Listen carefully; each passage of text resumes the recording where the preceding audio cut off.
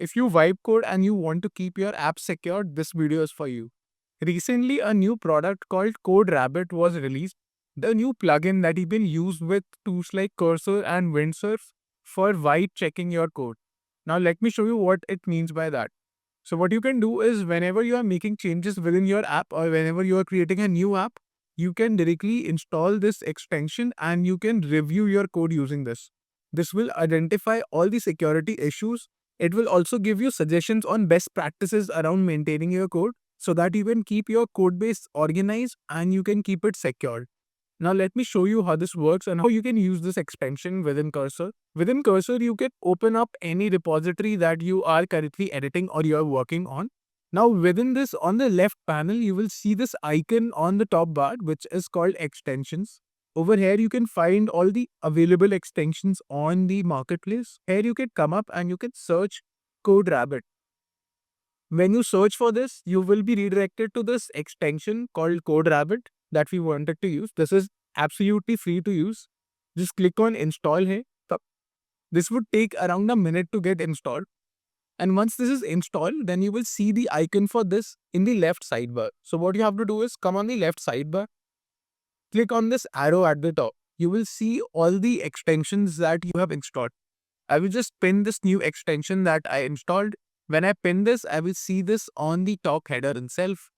Now what I will do is I will go on this extension and I will click on use CodeRabbit for free.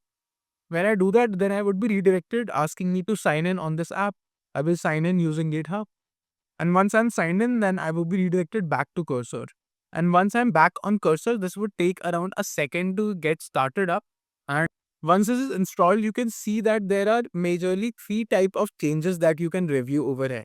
First one is uncommitted changes, changes that you are yet to push to GitHub. The second ones are committed changes. These are basically the files that are already edited or the changes that you have already committed on your repository.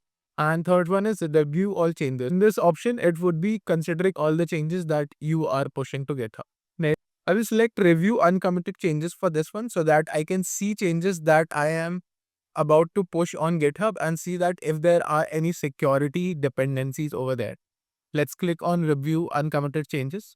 So this will just analyze all the changes. Probably they are using some AI API in the background. I've used this a couple of times and seen really good response out of this. So this project over here is basically a very simple voice note-taking app.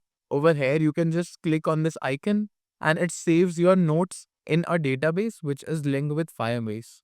So let's see what responses get over here. If I look at the review, it shows me potential issues and some suggestions with every part. So I see that two of the files have potential issues and rest of them have just suggestions on how I can improve them. So let's start with the first one. I see that over here it shows me a best practice on how I should be using a specific button type, which makes sense. So for making this change, either you can accept the change directly over here in its own UI, or what you can do is you can also click on this button called Fix with AI. When I click on this button, then it gives me a set of instructions that I can drop within my cursor sidebar over here, and it would make changes accordingly over here.